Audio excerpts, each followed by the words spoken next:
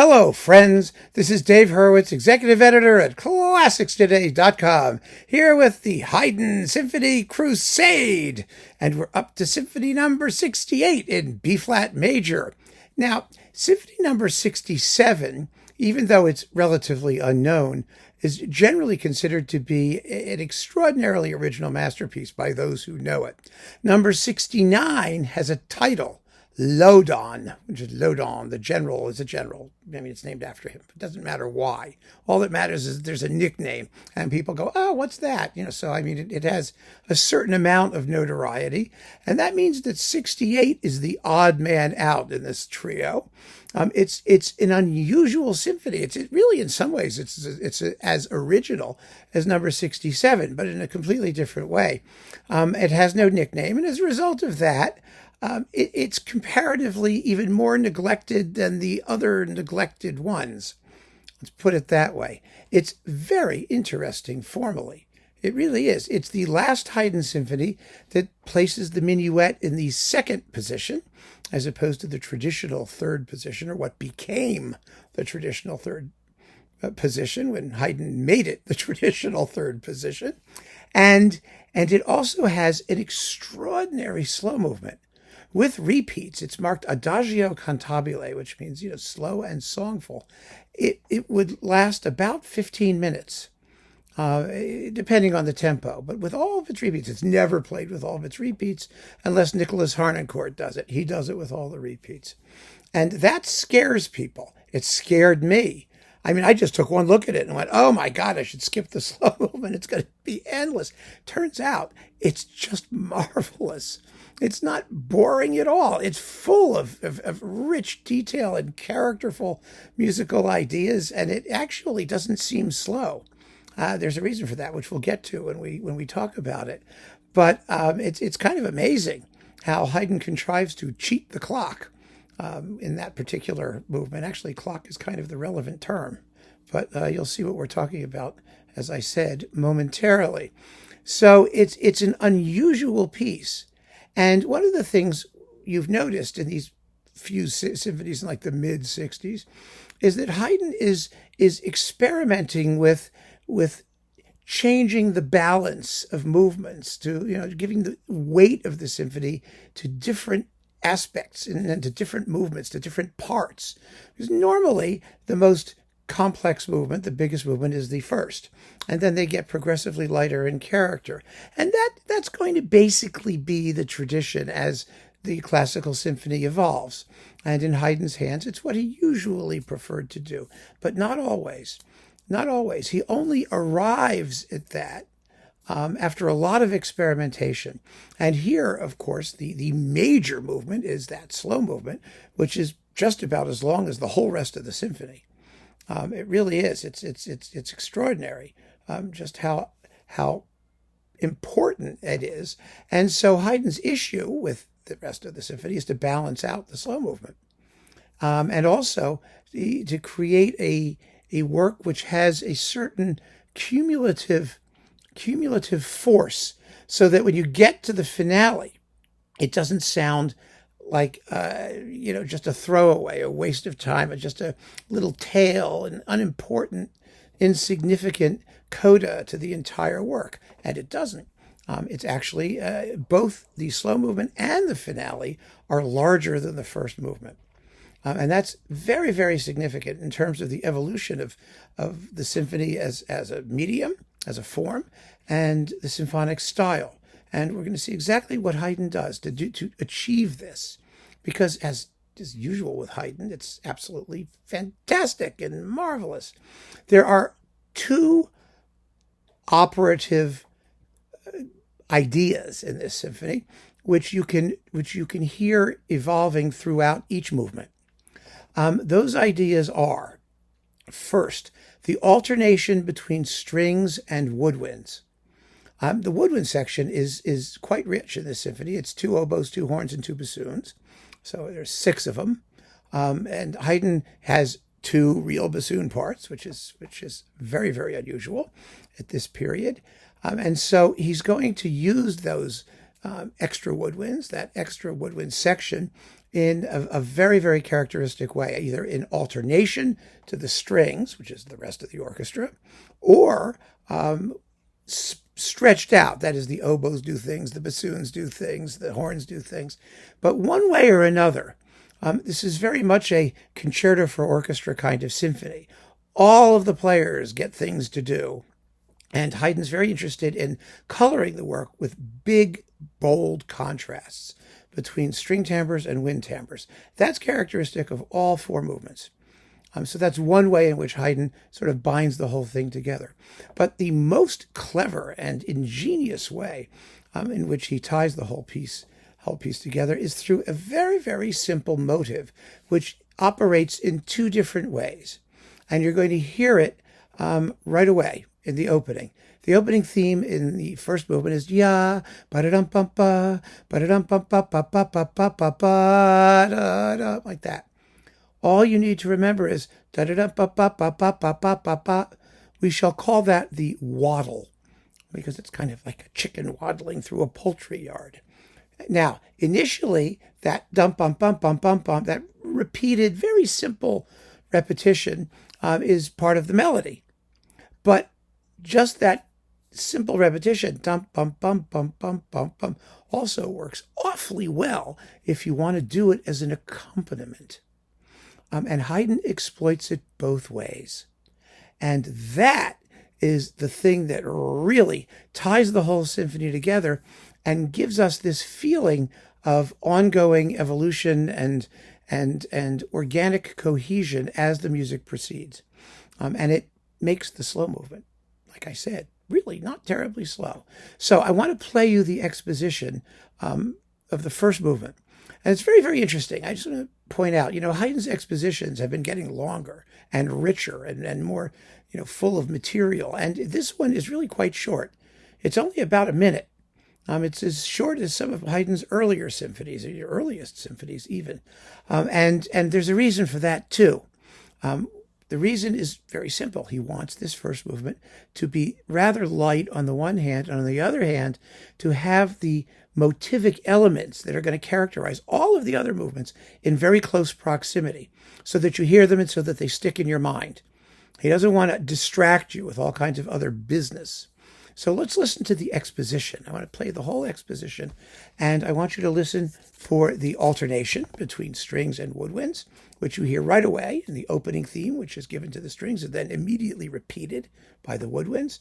And then that dum-bum-bum-bum-bum-bum-bum, which is a part of the melody. And it's also the accompaniment to the second subject, where you'll hear why I call it the waddle. So here we are. Ready? Symphony number 68. First movement.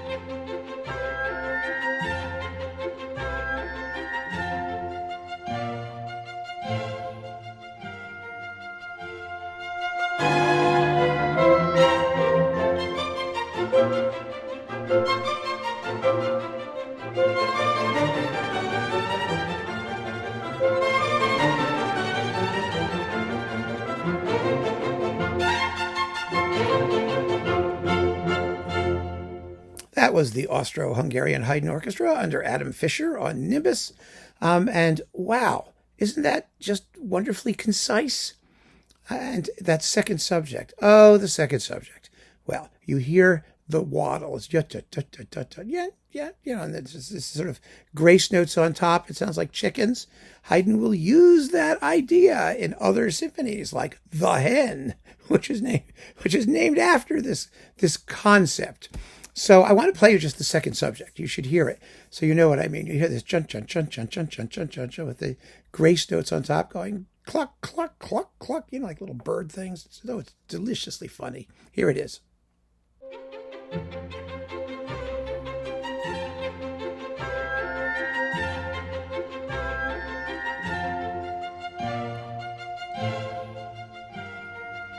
Get it? So that's the waddle. Now, the waddle is part of the tune in the first subject, the opening theme of the symphony, and it's the accompaniment to the second theme of the symphony. Now, there are other motives in this movement. One of them is the Beethoven fifth motive. Bum bum bum bum, da da da dum, da da da dum. You hear that in the motion music between the first and second subjects, and you may have heard it right at the end of the second subject as well. So that's there. And there's also a descending scale thing. It's just yada da da da da da like that. It goes over and over. It repeats, and that's going to be used for most of the development section. You see, Haydn wants you to hear these ideas, but they are not the main subject of this movement.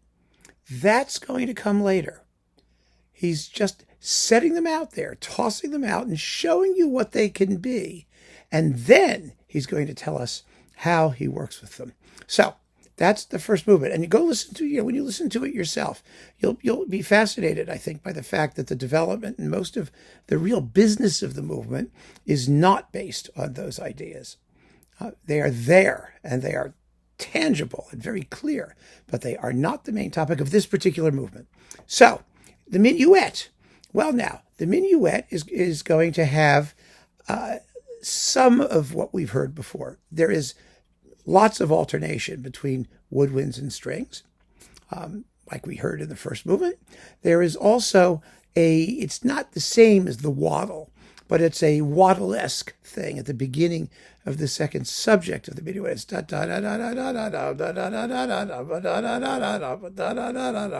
it's the stuck needle effect. The idea that the music is built up of very small rhythmic units that repeat themselves. And repeat themselves sometimes to the point where you wonder if they haven't forgotten what they're doing and want to move on. So let's listen to the entire A section, the main section of the minuet, where you'll hear the oboes and the bassoons also doing little independent things towards the end of it. And the idea of building the music, as was in the first movement, out of these tiny little repeated motivic ideas. Here it is.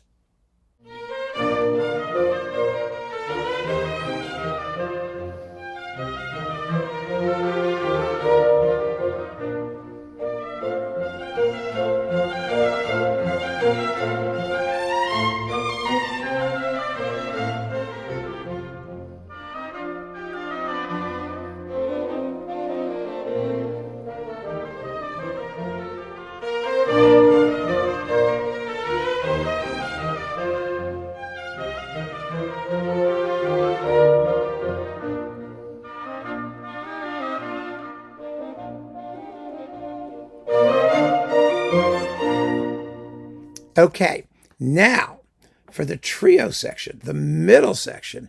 Oh my!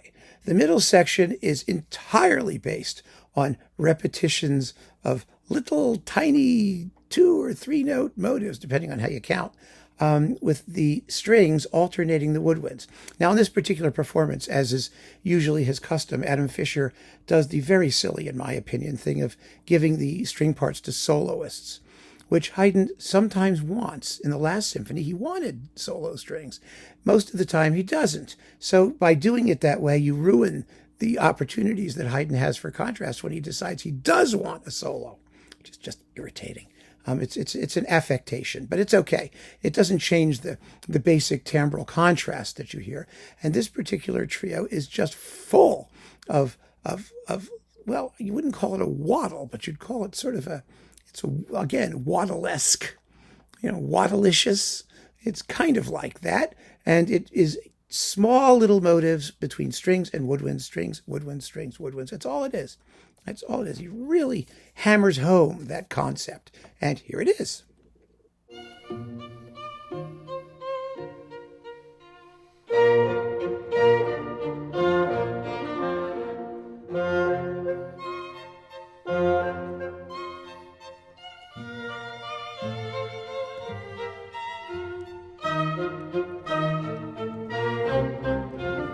Now, these two movements are relatively brief, as I pointed out.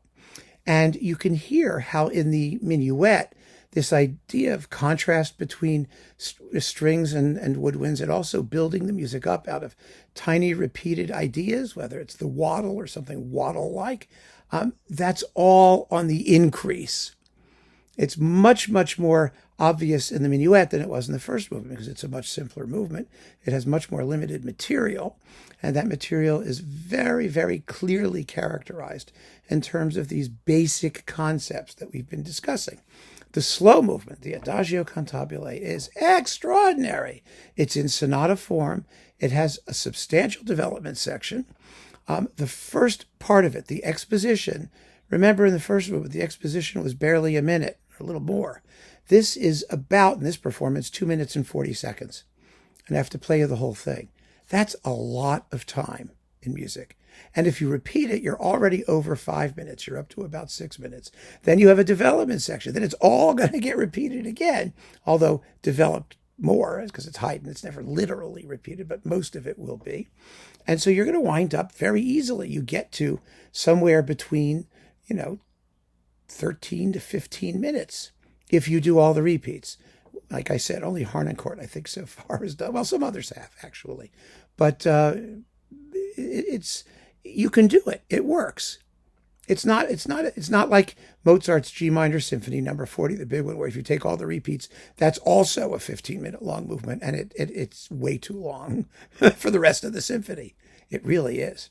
But not here. It really, because there's so much contrast built into this movement. So we have heard in the first movement how the waddle can be part of the melody, right?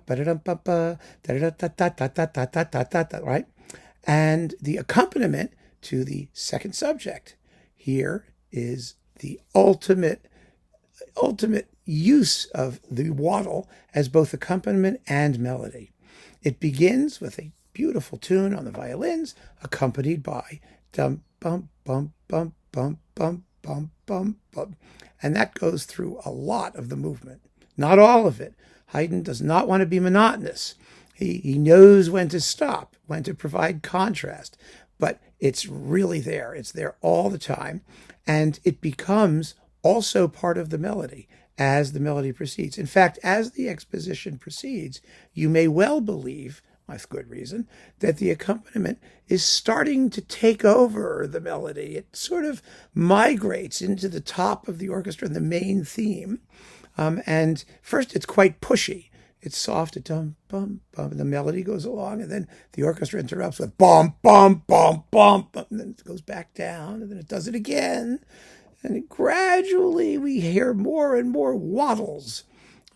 Till at the end of the exposition, it's been doing more waddling than not. It's very, very interesting and delightful. I mean, it's so much fun to listen to it happen because, they're like characters, and they're interacting in a certain way, and it's almost well, it is comedic. It's a little comedy routine, frankly. So here's the entire exposition, the whole thing, where you will hear how Haydn has started to take advantage of the opportunities that this simple idea, this waddle motive, offers to him and to us as listeners. Here it is.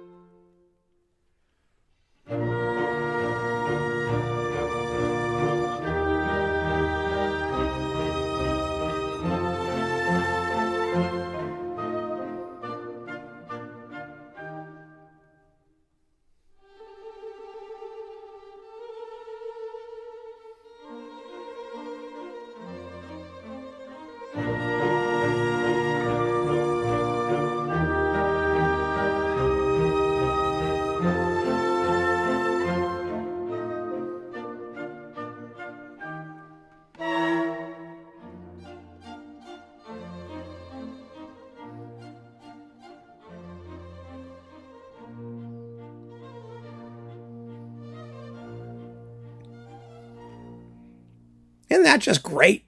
I mean, why was I afraid of it initially? I just looked at the timing and went, "Oh God, boring." It's not boring. It's marvelous. It's absolutely marvelous. And this kind of accompaniment, of course, will find its greatest fulfillment in the slow movement of Haydn's Clock Symphony, number 101, where the tick-tocking is extremely obvious in terms of what he's doing with it, although he uses it differently. He uses it differently there, but it's the same accompanimental idea. And it becomes a ticking clock in that particular symphony. Here it's not quite a clock because it bounces around a little bit, and it's a bit more active in terms of its role as both accompaniment and melodic substance. So that it's an extraordinary movement, and it gets no credit, I have to say. Everyone just says, well, it's the longest slow movement Haydn ever wrote. It's not quite, actually. I think the longest single movement Haydn wrote, or one of them, is the piano variations in F minor, the late work, which is just extraordinarily beautiful and amazing. It's about the same length. They're similar lengths. But it is unquestionably the longest movement Haydn ever stuffed into a symphony, when you play it all the way. And he knew what he was doing. You will see people who write about this symphony saying, "Oh, that slow movement is so long, it's out of shape, it's out of proportion." It's not. That's nonsense. It's nonsense. It is doing the job of what the first movement very carefully decided it didn't want to handle. It's dealing with material that was available to be considered in greater depth. And this is the way to consider it in greater depth. Now, the finale. How do you end this strangely shaped symphony with an appropriate finale? Well, Haydn, genius that he was, decided to write a very strict rondo. Now, rondo, we've talked about rondos, right? The rondo has an initial theme, which is called the ritornello, and the ritornello alternates with sections. Got a cat sitting there. What are you doing up there, Mildred? Anyway, alternates with sections on other material, and then comes back, and then there's another one, and there's another one. So it's A, B, A, C, A is the basic rondo theme. This one has an extra episode. So it's A, B, A, C, A, D, A. And A, this last return of A is runs into a coda, some extra wrap-up music, which works very well. And these, because he has these episodes in between the theme, he's able to present to us the basic concepts that have characterized the whole symphony. So the rondo theme, well, I'm going to play you the rondo theme. Guess where the waddle comes in. It's part of the melody, I'm telling you right now. But listen to it, and you can tell me right now where the waddle comes in.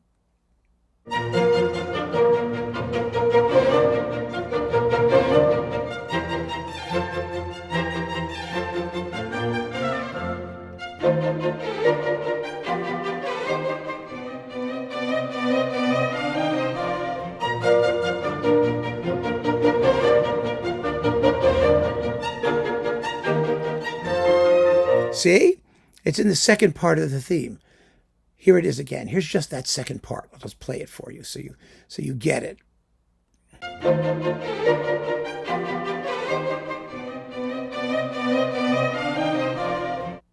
Yes. That's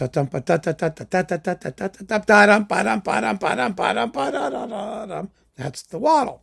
It's different from the first movement waddle. The first movement waddle had the accent on the high note. Like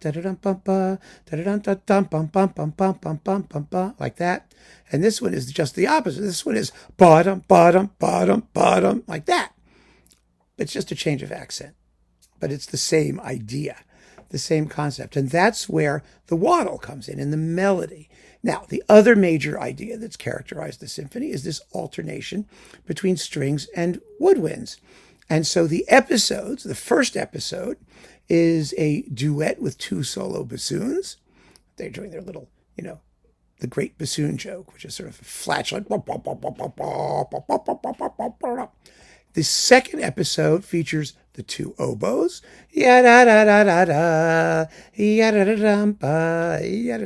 that. And the last episode is an angry minor key contrasting thing for the strings. Like that. So you've got both the waddle and the alternation between strings and winds, the timbral distinction that has characterized the entire movement and the entire symphony, And Haydn sets it out with graphic clarity. And that makes the movement, which is actually rather large because you have to hear the ritornello between each section. It gives the movement weight and substance, and also a wonderful sort of clarifying, fresh explanation of what this whole thing has been about in purely musical terms. Expressively, it's a very happy symphony. It's a delightfully comic and puckish, maybe the word, symphony. And that tune for the rondo is so catchy. It's incredibly catchy. And there's one other element that I want you to pay attention to, and that's the fact that the rondo theme itself is varied. It's what we call a variation rondo. And instead of playing it absolutely the same every time you hear it, it changes, which gives it far more character, because if you're going to hear it every time it comes back and it's exactly the same, you just got to go, this is boring. So Haydn deals with that. It's perfectly normal the first time it comes back.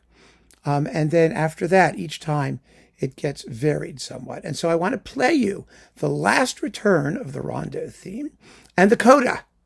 The coda, which is, of course, very funny because it's one of those things where the instruments don't seem to be able to remember how the tune goes. They all try. And here you really have solo strings and an oboe and a bassoon. All of those, they all have their chance to try and get the tune. And then finally the whole orchestra wakes up and gives it one last waddle. Bum, bum, bum, bum, bum, bum, bum, bum, bum, bum, and then goes on to the end. And under those slashing final chords, you hear yum, bum, bum, bum, bum, bum, like this. It's just totally cool. That's the structural, technical aspect of the symphony. The emotional and expressive qualities, well, those I leave to you. You're going to listen to it. You're going to decide for yourself what it's all about. It is a wonderfully contrasted symphony that's built out of the simplest possible ideas. Strings versus winds and waddling. Like chicken in the poultry yard, a thing. So here is the final appearance of the rondo, the last variation of that ritornello theme, and then the coda. Here you go.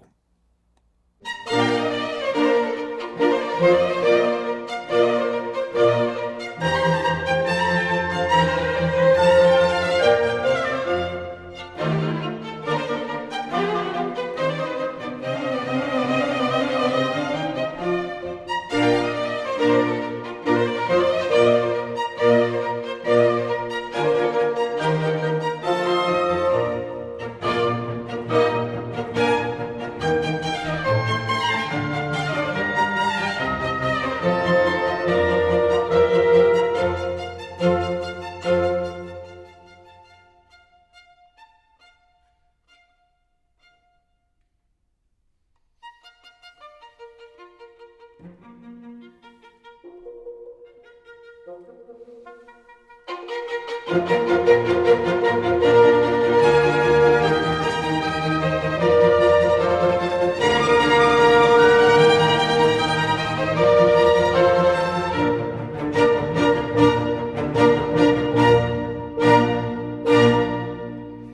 mean, there's a lot more in this symphony we could be talking about, especially the slow movement, which is really dazzling. But I hope that this sort of brief run through it gives you a sense of just what a rich piece it is, and one which is so worthy of the symphonies on either side of it. And I just give it a shot. I can only tell you, listen to the whole thing, listen to it a few times. It's not going to take that much time out of your life, and you may find yourself being amazed once again at the inexhaustible genius with which Haydn is able to. He's using a language now.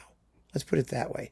And he's using that language with complete confidence and understanding of what it is and what he can do.